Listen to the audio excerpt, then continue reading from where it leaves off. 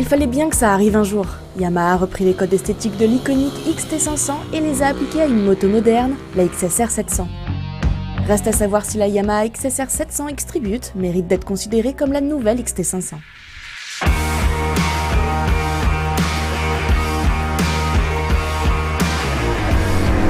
Bon alors d'emblée, on va se mettre d'accord sur ce qu'est la X-Tribute. C'est pas l'héritière de la XT500, contrairement à ce que l'on pourrait croire vu la déco. C'est très clairement un hommage à la XT500, mais ce n'est pas l'héritière de la XT500. L'héritière de la XT500, c'est la Ténéré 700. Voilà. C'est pas pour ça que Yamaha n'a pas le droit d'utiliser la déco, les codes esthétiques en fait de cette moto. Parce qu'après tout, on peut très bien mettre un casque Goldorak sans être Actarus, quoi. Ou pour être un petit peu plus actuel, on va dire, c'est pas parce que vous mettez une perruque violette que vous êtes un polypocket, quoi.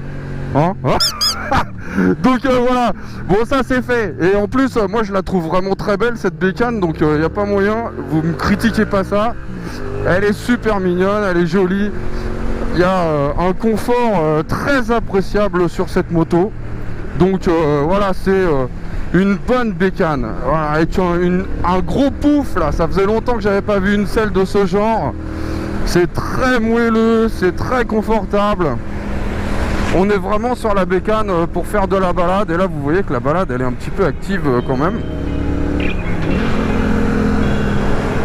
Et je profite de cette belle petite montagne espagnol à fond avec cette moto, et notamment grâce à une position de conduite qui est très agréable, dos bien droit, main très écartée. On a vraiment le sentiment d'être sur un petit scrambler ou quelque chose de ce genre là,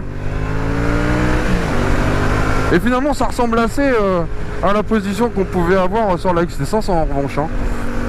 Mais on a là un moteur absolument ravageur, capable de pratiquement tout, avec un couple à bas régime qui est vraiment très sympa, et une allonge extrêmement appréciable et surprenante. Ce CP2 n'en finit pas de m'étonner. Quand on voit le comportement qu'on lui a donné sur la Ténéré, et qu'on voit là cette rage à bas régime, cette capacité incroyable à vous faire décoller de virage en virage, bah, je peux vous dire c'est vraiment un moteur surprenant, une vraie réussite quoi. Il est vrai que le CP2 signé Yamaha ne semble pas prendre une ride. Comme sur la MT-07, il développe environ 75 chevaux et 68 Nm de couple, très exploitable au quotidien, et surtout, il peut être bridé en A2 pour les jeunes permis. Mais qu'en est-il de la partie cycle? Est-elle accessible à tous? Alors là, je fais un peu attention parce qu'on a du MT60 RS, là vous savez, c'est ces pneus qui sont très esthétiques, mais au final pas forcément hyper efficace.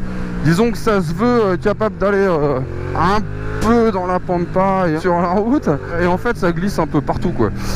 Mais c'est pas désagréable, et puis ça va dans le style, c'est ça le style de cette moto, donc c'est parfait. Ça lui donne un petit côté joueur, un petit côté vivant, qui est vraiment pas désagréable, au contraire. Le freinage, bah il est toujours aussi sympa, avec vraiment pas une grosse attaque de malade, mais beaucoup de puissance, et un dosage, un feeling qui est vraiment top. Une légère tendance à guidonner quand il y a du vent et qu'on roule un peu vite.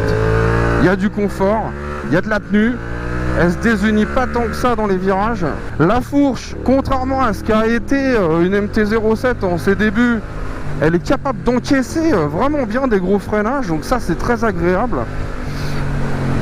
Et l'amortisseur à l'arrière, je vais pas vous le redire à chaque fois, mais quand même, je suis pas léger, et ça marche quoi, ça marche. C'est vraiment très agréable.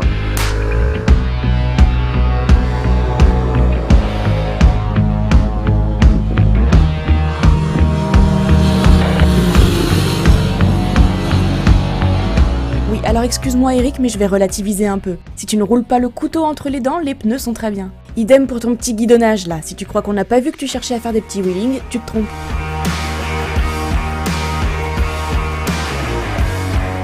Une chose est sûre en revanche, les équipements supplémentaires de série font grimper la facture, qui passe de 7 999 € à 8 799 €, et cela ne comprend pas les options dont la moto est équipée, mais quelque chose me dit qu'elle n'aura aucun mal à rencontrer son public.